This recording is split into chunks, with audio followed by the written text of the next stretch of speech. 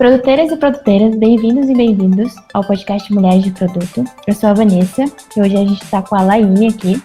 Hoje vamos dar o seguinte a um novo episódio sobre a série de processos seletivos. Vamos focar principalmente no case de produto.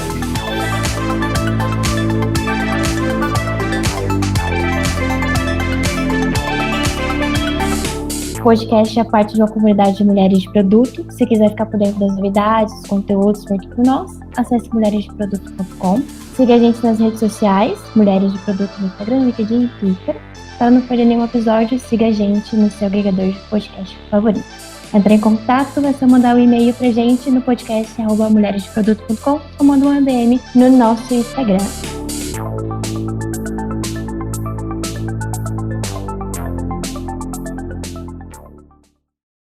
A gente sabe que quando a gente está realizando o processo seletivo para a vaga de Product Manager, precisamos passar pelo temido case de produto.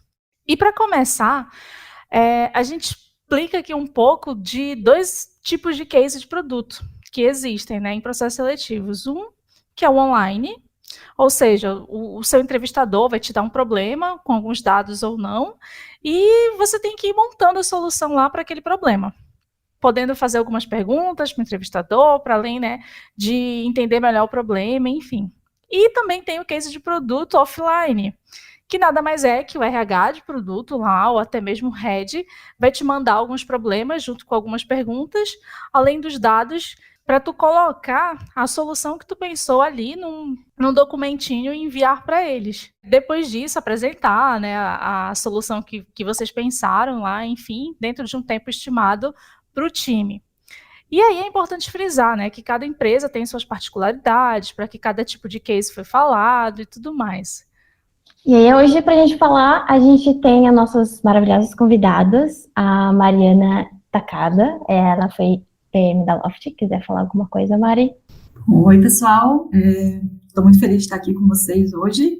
Espero conseguir dividir um pouco dos cases que eu já passei e espero que seja construtivo para todo mundo. Como PM, só para dar um contexto, como PM, eu trabalhei na Quero Educação, que foi onde eu migrei. Eu sou Relações Públicas por formação, trabalhei muito na área de comunicação, mas acabei migrando para produto. E a minha experiência mais recente foi na Loft também, como PM. E a gente tem a Isadora. Isa, fala um pouquinho sobre você.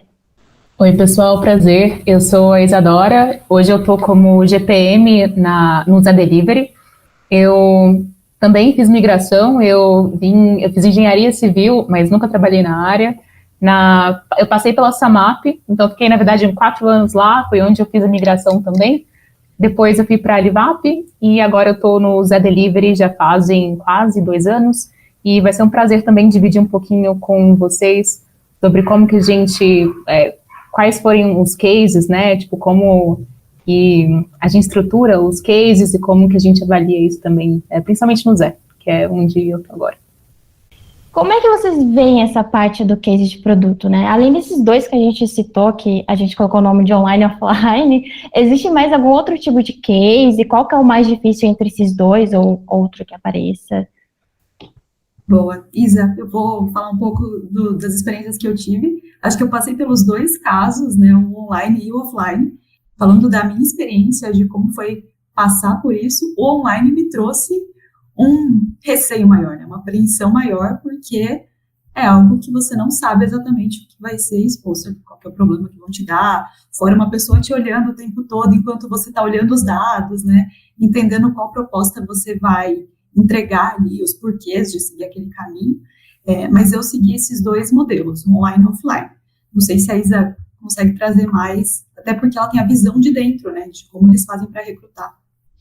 Eu tenho uma dúvida antes da Isa falar, nesse cenário do online, eles dão um contexto antes ou é valendo ali na hora, eles vão falando e você tem que ir na hora ali, como que funciona? Bom, no meu caso, eu já tinha passado, né, pelas outras etapas do processo seletivo e eles falaram, olha, agora você vai ter um momento de case, vai ser um GPM que vai acompanhar você. Beleza, ninguém me mandou material, eles falaram, vai ser 1 hora de conversa, reserva esse tempo, E quando eu cheguei, o GPM estava ali, ele se apresentou e falou, olha, eu vou te dar um case agora. Ele compartilhou a tela, era um Docs, era um Google Docs, com as informações, né, qual que é o contexto. Olha, a gente está nesse cenário, foi o case da Loft mesmo, né? A gente está nesse cenário, está buscando agora ser um marketplace, ali, não sei exatamente qual nome colocar para vocês agora, de apartamentos, e a gente tem alguns dados aqui, né, onde que mais evade, como é que é o número da conversão, quais são as principais dores que esses usuários, eles falam que eles têm durante esse processo da busca de apartamento, e aí sim, ele dá alguns problemas para você resolver, ele te pergunta qual caminho você vai seguir, mas foi ali na hora.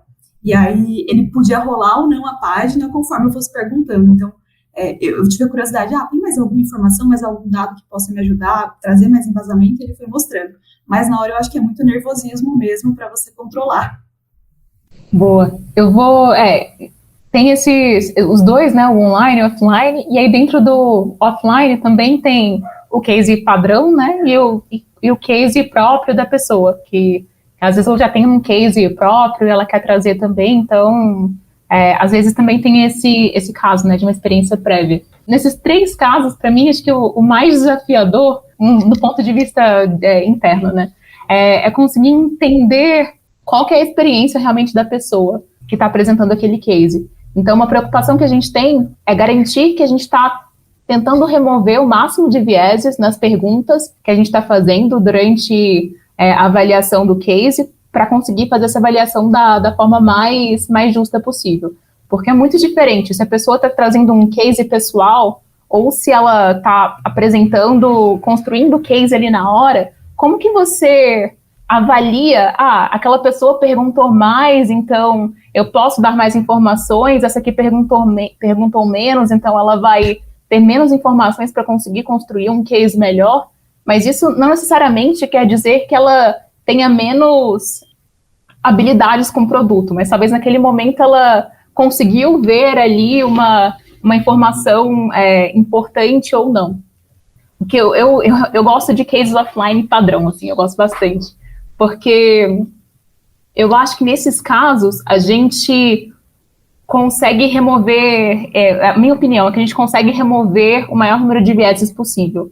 Então todo mundo tem a mesma chance, o mesmo tempo de olhar para um problema de uma forma, depois ir lá revisitar, e quando a gente recebe o case, claro que a gente já tem o que é esperado, então tipo de um case legal, ele vai ter explorado tal coisa. A gente também tem um guia de quais são as informações, quais são as perguntas que a gente vai querer perguntar, explorar com a pessoa na apresentação. Então, acho que esse para mim é o maior desafio, conseguir, através das experiências da pessoa, explorar qual que é a experiência dela por aquele case que está chegando ali na hora pra gente, né? Eu acho que é uma experiência minha, que eu passei acho que umas 2 semanas atrás, é fazer um case online que eu nunca tinha feito, né? E aí eu tava muito nervosa, porque, caramba, cheguei nessa fase, beleza. E aí ele fez todo um contexto pra mim, porque eu não entendia muita coisa do mercado financeiro. Ele fez um contexto e eu disse, olha, a gente tem esse problema. Era um único problema.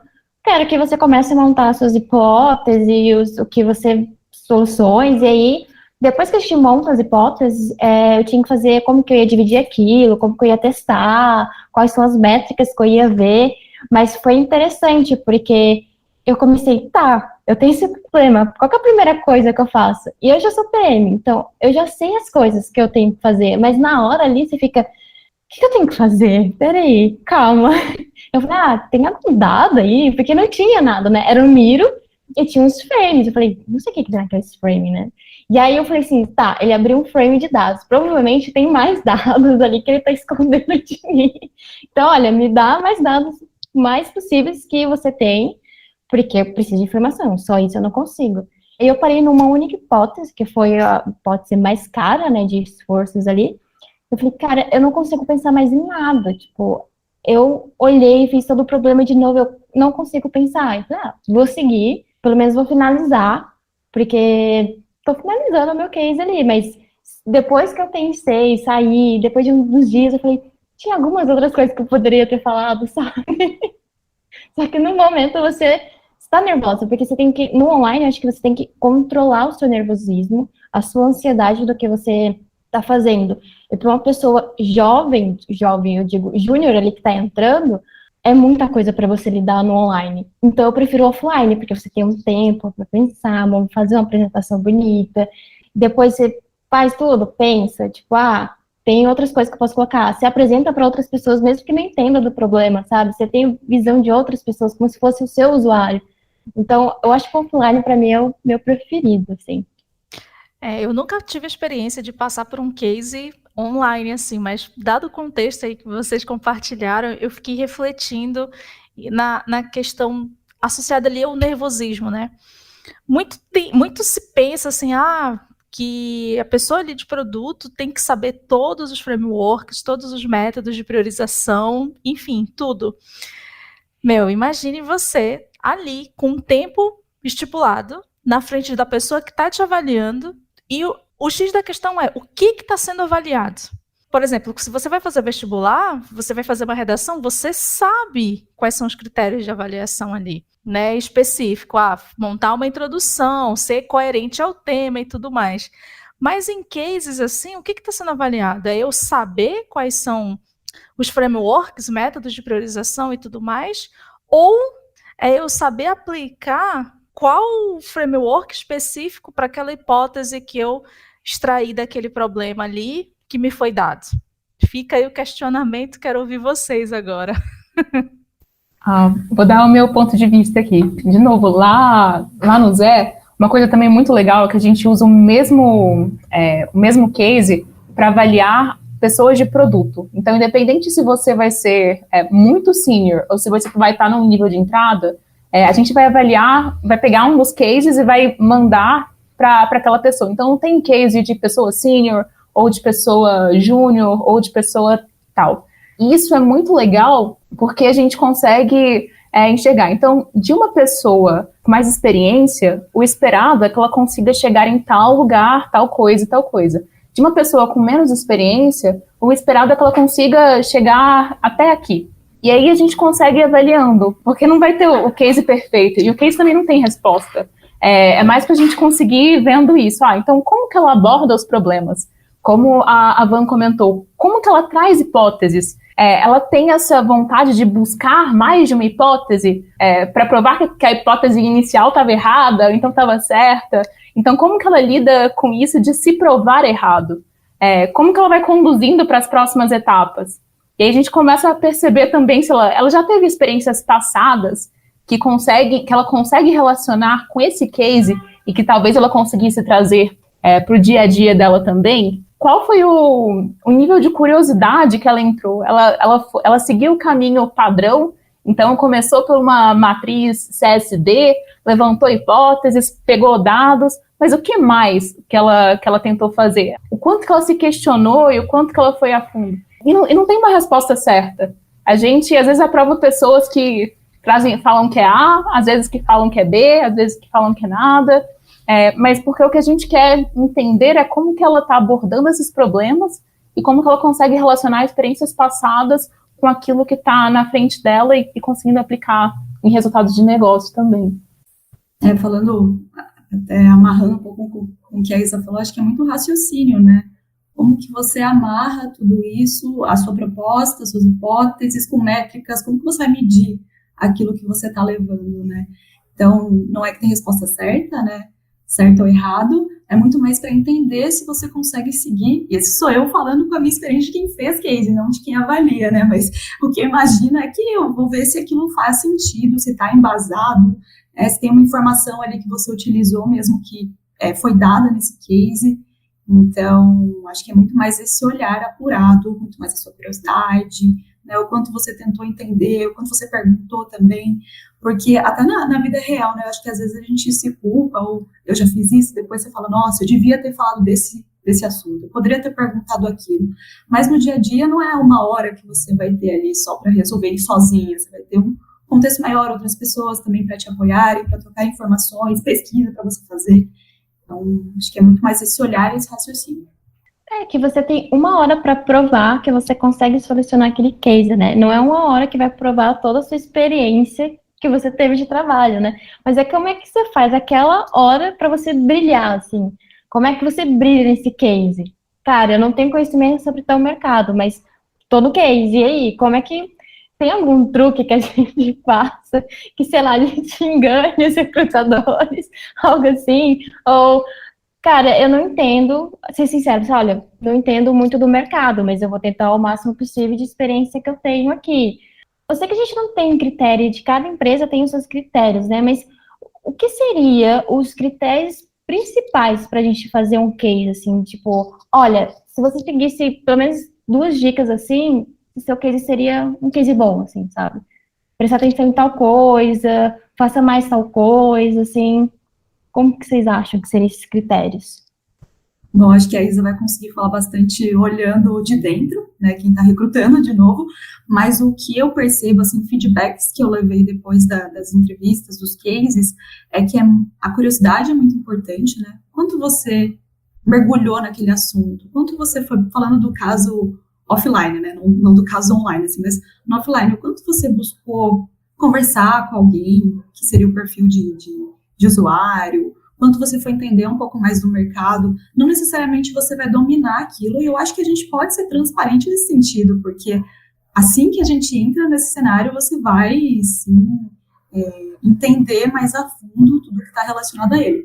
Mas eu vejo esse ponto como muito importante, a sua curiosidade de explorar mais. Boa. Eu concordo total também, Mariana. Isso de ter a curiosidade de levantar hipóteses diferentes, acho que de não se prender a um ponto de vista específico e tentar pensar de outras maneiras também, acho que esse é um ponto de partida que eu acho também é um dos principais. E aí, acho que dois outros pontos, e de novo, por incrível que pareça, um dos pontos que eu acho mais importante é se ater àquilo que foi pedido no case. Então, a maior parte dos cases, ele tem uma missão clara, e que está te pedindo, encontre tal coisa, dê uma sugestão, faça uma proposta. E não são todos os cases que chegam nesse ponto de fazer uma sugestão ou de fazer aquilo que está sendo pedido no case.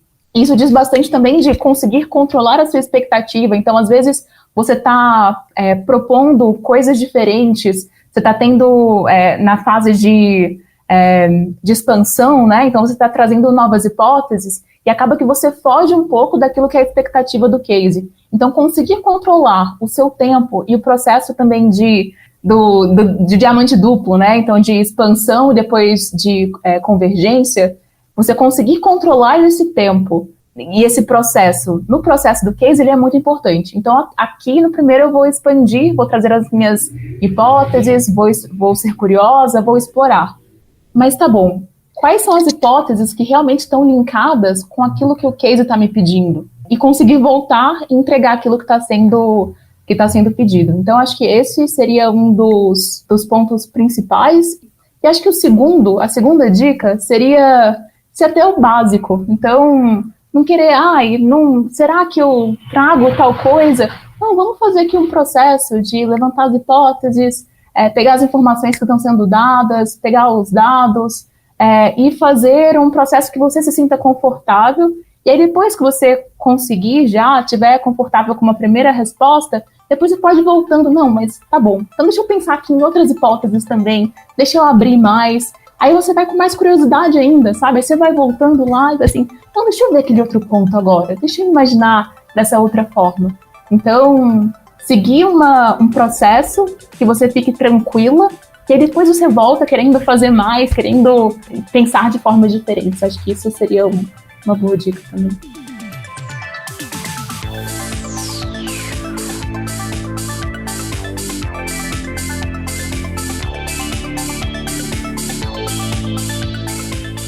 Se você que está ouvindo esse episódio tem interesse em se aprofundar e ampliar mais seus conhecimentos em algum tópico específico da área de produto, temos desconto para o curso de Product Management da PM3. Basta aplicar o cupom MDP15OFF e se inscrever num dos melhores cursos de produto do país, que conta com instrutores renomados e com muita experiência. Então não perde essa chance, vai lá e aproveita.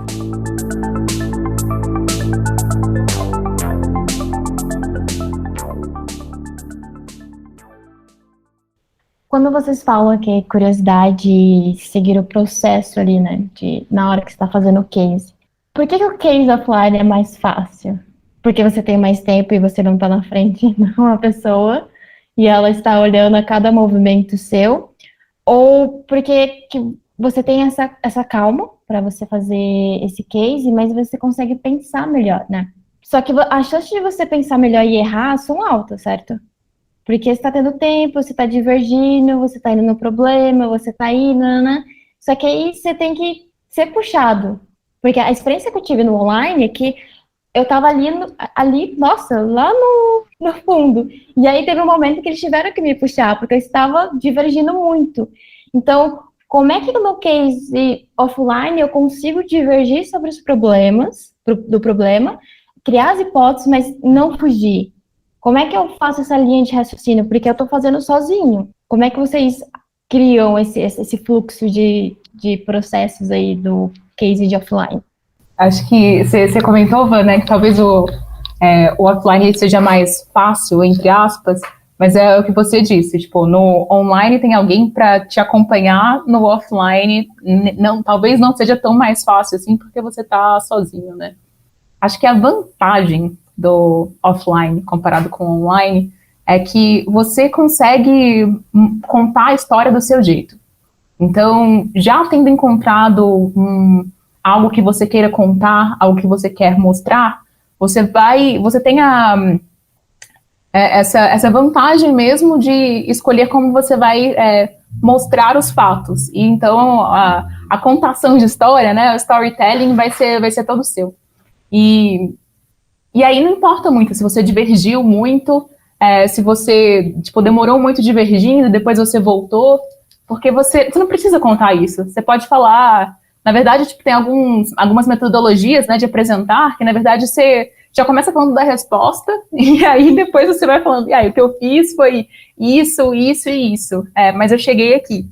Então, acho que a vantagem é que no online você está fazendo as coisas do seu jeito, eles estão vendo exatamente como você está pensando e eles conseguem te ajudar, porque na vida real você vai ter ajuda também, você vai estar conversando com alguém e vocês vão se complementar, né, para chegar numa resposta. No offline, a vantagem é que você tem o seu tempo para conseguir divergir, depois voltar. Você pode escolher como que você vai contar a história de como que você chegou naquela resposta também. Engraçado que eu nunca tinha parado para pensar nesse caso, né? No online você vê a outra pessoa, né? Você consegue tentar entender a reação dela, a expressão dela. Isso é um feedback ali na hora também, que daí você sentiu, nossa, eu tô indo muito longe, deixa eu voltar. Ou ela mesmo fala para você, calma, volta pro problema. Então, nunca tinha parado para pensar, uma reflexão legal também. Acaba sendo um benefício até, apesar do nervosismo, você conseguir entender e ler talvez a pessoa ali do outro lado. Mas, ainda sobre o offline, da pergunta da Van, eu acho que, como a Isa falou, você pode contar, né, trazer o seu raciocínio da maneira que você estruturou depois, mas para você ter certeza que você não está fugindo, é sempre voltar para a proposta, né? Qual que é o problema que você está tentando resolver e escopar bem dentro daquilo. Então, você pode divergir bastante e depois convergir corretamente. Bacana. E enquanto vocês falavam aí, a Isa citou algo, a Mari reforçou depois, a Van também, antes, que foi o storytelling. Na questão ali do online, tu ainda consegue estruturar ainda melhor. Opa, peguei esse feedback e tu consegue redirecionar, digamos assim, a história que tu está contando para te ter o feedback positivo que tu está esperando. Mas no offline, o teu storytelling tem que estar muito bem amarrado, em cima das hipóteses, em cima do problema ali, né, que é o direcionador da história que tu quer contar, utilizando ali a forma como que tu vai resolver aquele problema, enfim, né, trabalhar em cima dele. Essa questão, né, do storytelling muito tem se falado e tudo mais, mas eu não tenho visto isso sendo direcionado como, tipo assim, um dos principais pontos a serem observados, né? Vamos colocar isso, daí vamos trabalhar a história que a gente quer contar e tudo mais, assim, de fato. Ele meio que está nas entrelinhas, sabe? Mas aí dentro do olhar de quem está avaliando, digamos assim, o storytelling, ele tem um peso maior em cima dos conceitos, digamos assim, daquelas ferramentas todas que as pessoas estão colocando assim, digamos, no português claro, né? Se a pessoa se utilizou de ferramenta A, framework B, C, D, bonitinho, mas o storytelling não está batendo. Ou o contrário, né? Nesse sentido, ele acaba tendo um peso maior, né? Tá correto o meu entendimento? Eu concordo. E até pegando um ponto que a Mari tinha comentado, tem esse ponto de avaliar o raciocínio da pessoa.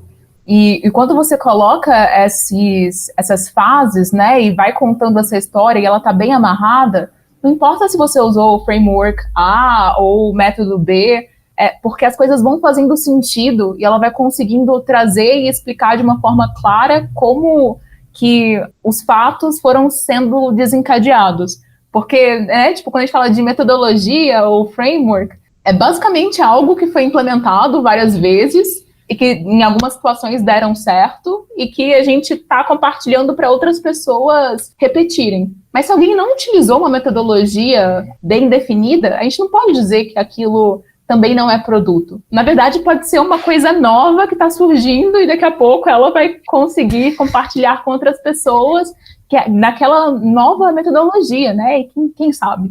Então, quando esse raciocínio ele vai sendo mostrado de uma forma que a pessoa consegue explicando e até às vezes convencendo de uma forma que vai fazendo sentido para os interlocutores, isso é muito positivo, independente do framework ou da técnica que tenha sido utilizada. Achei engraçado, né? Porque nossa área foca muito em frameworks. Vamos fazer isso, vamos aprender A, vamos aprender X. E eu vi escrito em algum lugar, eu não me lembro agora, que esse framework fizesse um bom produto, todos os produtos seriam ótimos, né? E não é. Imagina se a gente se implementei certinho o que está escrito nesse artigo, não está funcionando no meu. Por quê? Não te faz um OPM, só que não funciona no seu caso, você tem que adaptar. E eu achei muito do contar a história, do raciocínio que você está fazendo ali, da lógica que você está criando. E, cara, tô com um problema, fiz minhas hipóteses, tem uma, duas, ou você tem uma só, você não consegue pensar em outra. Se você conseguiu fechar o fluxo, fala, olha, tenho essa história aqui para você. Se vai funcionar? Não tenho nenhuma certeza. Mas eu acredito que isso seja para a gente testar em alguma coisa, uma POC, uma MVF, um MVP. Então, tem como a gente testar. E a gente foca muito a gente tem que criar muitas hipóteses, acho que a partir do momento que você cria muita coisa, para você ficar afunilando, vai ficando um pouco mais difícil, porque você vai ter que, em momento, escolher entre as hipóteses que você quer validar ou não, né? Pelo menos é a minha opinião sobre isso. Eu não sei o que é da Mari. Não, um ponto assim, que eu fico refletindo também é que essa do storytelling, como a pessoa, ela organizou o pensamento, ela colocou ali alguma metodologia, enfim, trouxe todo o pensamento dela, o raciocínio, mas o saber se comunicar também é muito importante, né?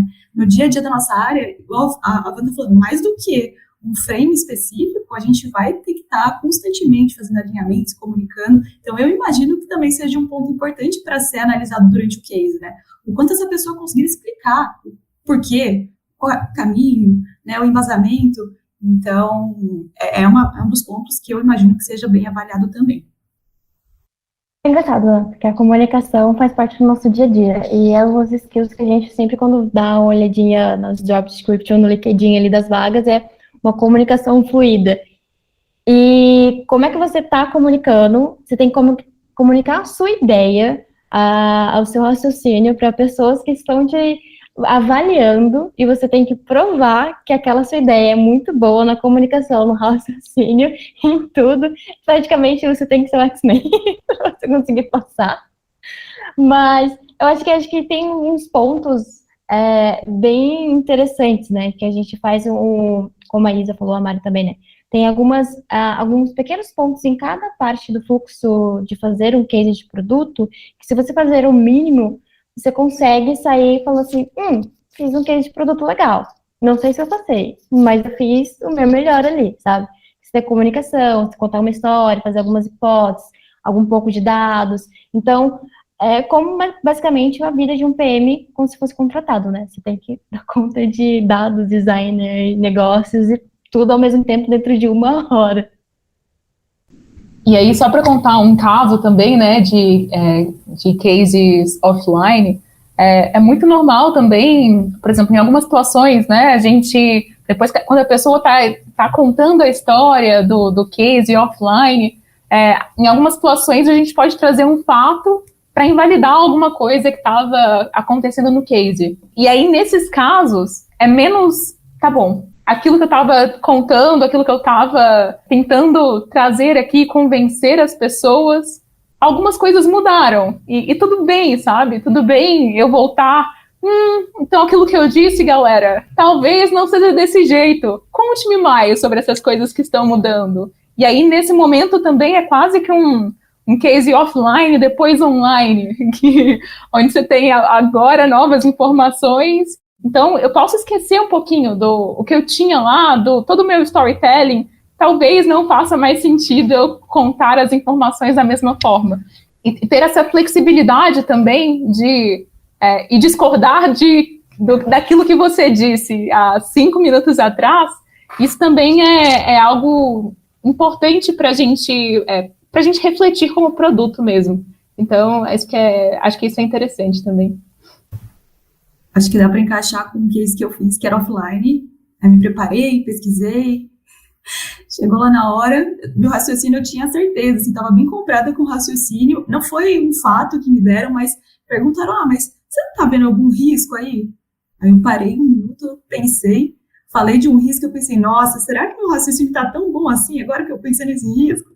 Então, pode ser pego de surpresa. E, de novo, né, eu acho que um ponto que a gente está frisando não precisa ficar também com medo que está errado ou está certo. É muito mais para entender como que você vai olhar, como você vai abordar esse outro dado, esse outro fato que você recebeu. Bacana.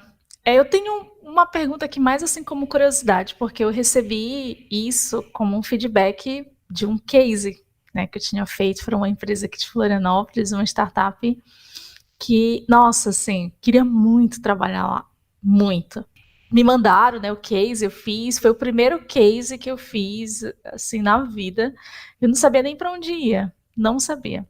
Mas eu fiz, e aí era de um modelo de negócio que também, olhando para toda a minha carreira, não sabia nem para onde ia, né? Envolvia... Eu vou falar o modelo de negócio, algumas pessoas vão saber qual que é. Aquele rolê de... Você vai no supermercado e aí tem que ter um sisteminha que consegue dizer, né, naquele tem que abastecer aquele supermercado, tem que abastecer aqueles outros. Tipo assim, não é supermercado, mas enfim, os comércios, né? Então é um sisteminha que tem esse pessoal que vai nos locais ver, né, se tá faltando, tem que abastecer, enfim. E aí, isso mostra claramente que eu até hoje não sei. Queria muito trabalhar lá, mas até hoje não sei. Aí, enfim, mas aí me deram, né, todo o contexto e tal, a problemática. E eu fui discorrendo sobre, né, tinha assim vários cenários que a gente tinha que escolher um para tentar resolver. E aí eu escolhi um, ou seja, então ali eu já entendi que eu tinha que delimitar o problema, então eu delimitei o problema que eu queria atacar dentro de uma caralhada de coisa, sorry pelo palavrão. E aí, isso também eu entendi que eles estavam querendo identificar como que eu priorizava, né, dentro de uma necessidade, um baldinho de coisas, o que eu estava pegando para puxar por primeiro. E aí discorri em cima desse, né? Ok, fiz tudo lindo, enfim, envolvia um negócio que era para otimizar também o tempo dessa galera que tinha que estar andando de um local para outro para tentar ver. Eu lembro que eu peguei até print do Google Maps e tal, desenhei lá como que eu queria que ficasse no sistema. E aí mandei. Pensei assim que estava, né, top. Aí veio o feedback, a recrutadora me ligou, falou assim, me explicou como funcionava, que eles de fato analisavam e mandavam feedback estruturado, e ela me deu o feedback estruturado, e assim, gostaram, né, até então, palavras dela, da minha linha de raciocínio e tudo mais, mas da forma como eu tinha colocado as coisas, se eu tivesse um pouquinho que seja de conhecimento do negócio lá, eu teria conseguido estruturar melhor. E aí faltou isso. E aí é onde eu quero questionar para vocês, né? Porque ela falou assim, tu poderia ter entrado em contato com os outros Product Managers de lá, pesquisado, falado, perguntado, para tentar colocar, né? Talvez estruturar, saber um pouco do negócio.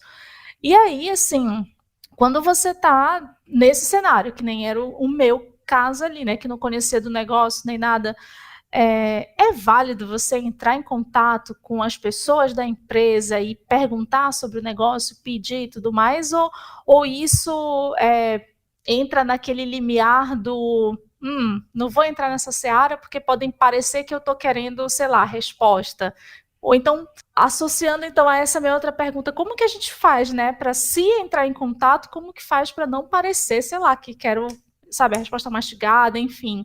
Ou então não demonstrar uma fraqueza que, tipo, eu não sei isso, olha aí, tá querendo entrar, sabe? Não sei se eu também consegui explicar, mas assim, vamos discorrer sobre o assunto. Legal. Vou contar alguns causos, assim, do que já aconteceu, ou então o que eu vejo que pode acontecer.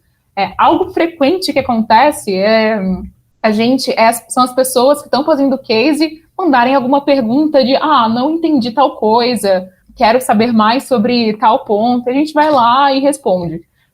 Uma outra forma também de resolver isso é deixar, às vezes, claro no case, tipo, o que é importante. Então, para você conseguir resolver isso, é interessante que você saiba que isso e isso e isso são coisas importantes para você conseguir resolver. Então, acho que tem até um exemplo de um case no passado que muitas pessoas não estavam conseguindo chegar passar de um certo nível no case, tipo, conseguir fazer um raciocínio, e a gente foi lá, não, essa informação não é crucial que a pessoa saiba. Vamos dar aqui já de cara no case, porque o que a gente quer analisar, na verdade, é outra coisa, não é isso. Então, acho que vai bastante do qual que é a expectativa da empresa sobre esse primeiro contato da pessoa candidata com a empresa. Já tive caso também de, por exemplo, pessoas que entrevistaram usuários ou então clientes da empresa para saber mais. E aí eu fiquei olhando assim, meu Deus, olha onde essa pessoa foi, sabe? Isso é muito interessante também, porque mostra quão animada a pessoa tá de querer conhecer mais, de querer de estar curiosa mesmo de saber mais do modelo de negócio, né? Mas se a empresa não puder responder, ela não vai. Então, pergunta, sabe? Eu posso te perguntar? Se você não puder responder, tá tudo bem, mas eu queria conhecer mais. Isso que eu não entendi, eu não consegui achar essa informação no Google. Tá tudo certo, sabe? Tipo, você me explica aqui um pouquinho? Acho que isso não tem problema. Até porque a gente não é obrigada a conhecer tudo, todos os modelos de negócio, o que existe dos produtos. Então, acho que é válido perguntar. Eu nunca cheguei a abordar outros PMs das empresas para entender, mas eu já entrevistei o usuário. Recentemente, eu fiz um case offline, era de uma empresa de segmento de beleza, falava sobre revendedoras. E aí eu falei, putz, mas não estou entendendo esse desafio, assim, era fora do meu contexto, né? Eu falei, caramba, que caminho que eu sigo? Eu falei, acho que eu tenho uma amiga que é revendedora. Eu fui lá, mandei para ela no Instagram, me passa seu número, você pode falar. Aí eu acho que eu tenho outra, que estudou comigo na faculdade. E aí eu fui e conversei, fui tentar entender, fiz pergunta básica mesmo, porque eu não conhecia o fluxo, não sabia o que motivava. Então, todas as fontes acho que são válidas. Aí existe o limite, que é a pessoa realmente não poder te dar uma informação a mais, mas como a Isa falou, isso vai estar claro, a pessoa vai dar esse limite para você depois também. Ai, gente, eu queria ter tido essa conversa aqui lá naquela época. Estamos aqui para isso, né? Então, não tem problema perguntar, pessoal. Pode perguntar à vontade. Eu acho que vai até do perguntar o antes e do perguntar do prós, né? Eu fiz esse case e aí me deram feedback, tudo bonitinho. E aí eu fiquei, mas qual que era a solução, assim, que eles estavam esperando, sabe? E aí hoje mesmo eu lembrei assim, cara, eu sei quem foi o PM que me entrevistou, sabe? Aí eu mandei uma mensagem pra ele, opa, e aí, tudo bom? você lembra de mim? Caso não, a gente fez entrevista um tempinho atrás, fez esse case. Qual que é a solução, assim? Porque ficou aquilo na minha cabeça, tá, eu terminei, dei os feedback, mas qual que era a solução que eles queriam? Onde eles queriam que eu chegasse, sabe? Porque aí, ele me respondendo, eu consigo, tá, beleza, no próximo eu posso tentar melhorar nisso também, não sei. Mas tem essa pergunta pra ir no pós também. Sempre é importante perguntar. Fazer uns contatos, networking, muito importante. Não, e aí falando dos feedbacks, é bem legal quando a empresa consegue te dar os pontos que você poderia ter ido melhor, ou que eles esperavam, né? Esperava que você tivesse trazido mais dados, não sei. Esperava que você tentasse entender mais do mercado. Porque você vai ficando mais parrudo, sei lá, qual que é o termo que a gente usa. Você vai ficando mais calejado, né? Você consegue no próximo, tenho que repensar um pouco mais sobre os dados. Vou analisar isso um pouco melhor. Então, é muito da experiência mesmo, né? Para você se tornar melhor, você vai passar por alguns cases. E eu comentei também, mas, por exemplo, no Zé não tem uma resposta certa. Não tem algo que a gente... Claro que a gente tem hipóteses possíveis que a gente já pensou e a gente gostaria que as pessoas candidatas trouxessem, mas às vezes surgem novas hipóteses e a gente fica assim, caramba, olha que legal, olha essa hipótese que a pessoa trouxe, olha como que ela investigou isso. E é sobre você conseguir trazer essas hipóteses, construir esse raciocínio, usar as informações que estão disponíveis e fazer essa proposta, que às vezes é a resposta do case, às vezes é um pouquinho além ainda da resposta do case, que a pessoa, nossa, além de responder o case, ela ainda trouxe aqui várias sugestões muito consistentes e plausíveis. Então, tá tudo bem não chegar na resposta, não chegar no ar, né? Eu só ia fazer uma brincadeira aqui para dizer, inclusive, tem uma hipótese aqui bacana, né, pra gente trazer pro Zé Delivery, quero... Ao vivaço. Pode trazer, né? Por favor, inclusive. Maravilha. Brincadeira, gente, brincadeira. Se for para trazer mais pedido, deixar o cliente mais satisfeito, todas as hipóteses são válidas. Acho que é isso, meninas. Mari, você quer falar alguma coisa? Não, acho que é isso. Acho que deu para dividir um pouco do que a gente já passou com alguns cases. Gostei muito de conversar, porque traz mais olhares, né? Coisas que a gente talvez não tivesse parado para pensar. E até tornar os cases mais leves, né? Tem atenção, você quer uma resposta muitas vezes positiva, mas enxergar isso como um aprendizado grande também, acho que é bem importante. Então, só agradecer vocês, é muito bom. Eu também queria agradecer muito pela oportunidade de estar aqui conversando com vocês. Como a Laine comentou, eu espero que essa conversa de cases ajude, né, no futuro a gente ter um olhar diferente, a gente aqui, né, ter um olhar diferente sobre esses cases também, e outras pessoas a não cometerem os mesmos erros que a gente cometeu no passado, né? Então acho que isso vai ser bem legal. E vocês têm alguma dica de artigo, livro, alguma coisa no YouTube, em algum lugar que vocês viram sobre cases de produto que seria interessante? Nossa, inclusive, antes desse convite, eu estava procurando por artigos de cases de produto. Eu não consegui achar nenhum. Então, de novo, que bom que vocês tiveram com essa iniciativa, porque eu acho que realmente vai ajudar várias pessoas. Se quiser aí, a gente também tem um Medium para escrever junto com a gente. Vamos escrever? Vamos junto. Eu super top, acho que vai ser muito bom, de verdade. Acho bem legal, porque há bastante coisa que a gente vê, então tá em inglês, principalmente da área de produto, né? Então, trazer mais informação em português para todo mundo e conteúdos bem relevantes. Mas eu acho que é isso, meninas. A gente fica muito feliz com a participação de vocês. Agradeço bastante. São outras mulheres levantando outras mulheres. Então a gente está cada vez mais querendo ajudar as outras mulheres na área de produtos, tecnologia, enfim, dev, designer. A gente inserir mais mulheres no nosso ramo aqui, bastante. Acho que é isso. Muitíssimo obrigada.